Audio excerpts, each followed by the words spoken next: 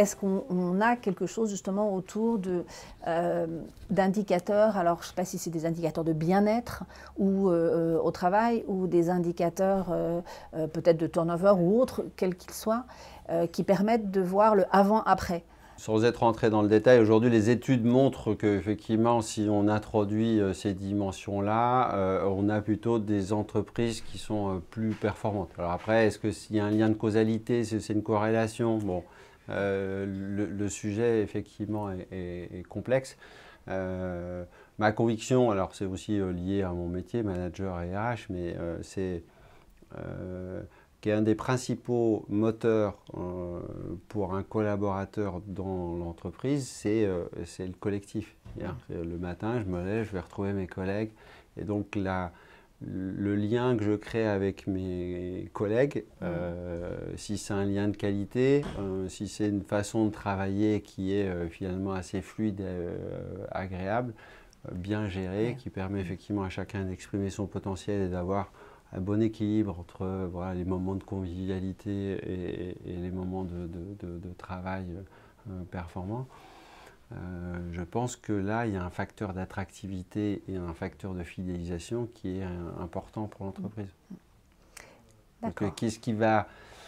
Ça, je pense que c'est le plus compliqué.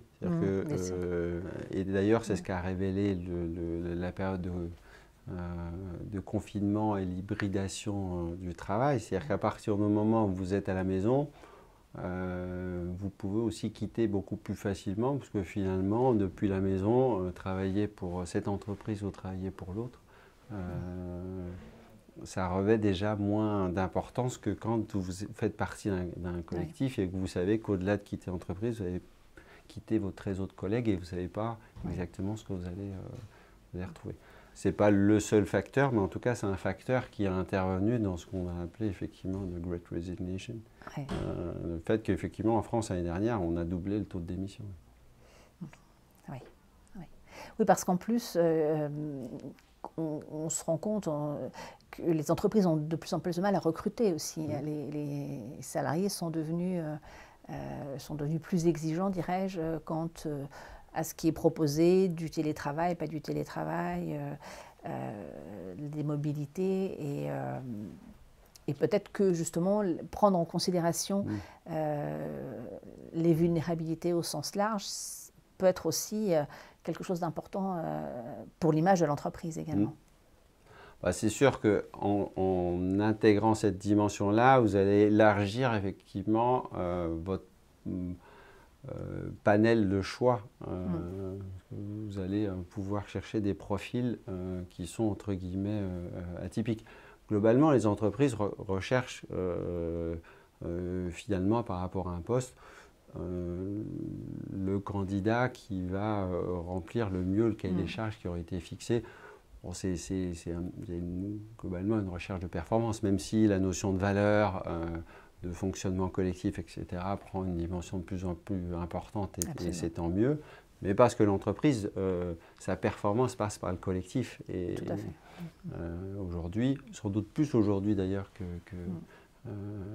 qu'auparavant, et que donc aller s'ouvrir va donner effectivement une possibilité de choix plus importante.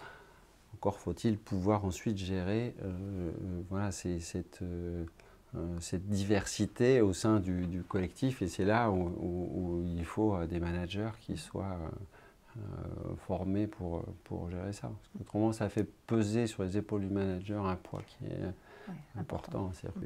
Mais en même temps, aller sur le terrain de développer l'intelligence émotionnelle, être capable de développer son écoute, être capable de fixer un cadre, avoir un mandat pour ça. Enfin, il y a un certain nombre de critères pour pouvoir bien le gérer. Je pense que c'est aussi quelque chose qui fait l'essence du manager, mais qui est aussi pertinent dans la vie de manière générale, et pas uniquement en tant que manager. Ça peut être très utile en tant que parents, conjoints, amis, etc. Donc, il y a un levier là. Alors, est-ce qu'il y a des situations où vous vous êtes dit, ou des exemples en vous disant, là, c'est vraiment très complexe, il y a des freins trop importants dans l'entreprise, justement, pour pour développer une politique on prend en considération les gens dans leur entièreté, finalement. Ouais. Forcément, il y a des différences au niveau des entreprises sur ce sujet-là, et on pourrait faire le parallèle avec une personne. C'est-à-dire qu'à un moment donné, on peut tous progresser sur nos savoir-être, mais pour certaines personnes, il y a un moment pour ça, et il y a des moments où ça ne peut pas fonctionner pour tout un tas de raisons. Et donc, de la même façon, il y a des entreprises qui ont, dans leur mode de fonctionnement, je pense que la marche est trop haute, et que il faut peut-être qu'il y ait des choses qui évoluent pour que ça bouge. Donc, et là, sans jugement, d'où l'intérêt effectivement de procéder plutôt par des expérimentations, de voir comment ça fonctionne, et à partir des expérimentations, de se dire, OK, là, il y a des choses à faire, ou déjà rien que mettre une expérimentation, c'est trop compliqué. Mais c'est assez révélateur finalement. Maintenant, si vous aviez une baguette magique, une baguette, oui. En référence avec, bien sûr, le thème du colloque, qu'est-ce que vous exauceriez comme vœu? Spontanément, la question de la baguette magique, pour moi, c'est je rêve d'instaurer un mode pause. Aujourd'hui, en fait, on est dans un état de sollicitation permanent qui, finalement, nous empêche de faire des arrêts sur image et de pouvoir regarder là où on en est et de se regarder soi. Et ça, c'est en plus nouveau dans notre société, par rapport à, si on regarde un peu l'évolution. Et je pense que c'est grâce au mot de pause, en fait, qu'on peut commencer à se dire qu'est-ce que je vais changer, à quoi je vais m'ouvrir. Et c'est là où on peut travailler sur le collectif. Est-ce qu'il y a un sujet qui me préoccupe? Est-ce que je peux en parler? Est-ce que je peux écouter l'autre? Est-ce que je peux entendre des angles de vue différents? Est-ce que je peux avoir quelqu'un qui va m'aider à travailler une difficulté que j'ai? Mais comment je sors effectivement de cette mécanique qui fait que je fais toujours un peu plus de la même chose, plus vite souvent, mais par toujours habitude. un peu plus de la même chose. Il y a une image là-dessus que je trouve toujours intéressante. Quand vous êtes pris par le courant d'une rivière, vous allez avoir du mal à vous sortir de l'eau en tirant sur votre propre bras.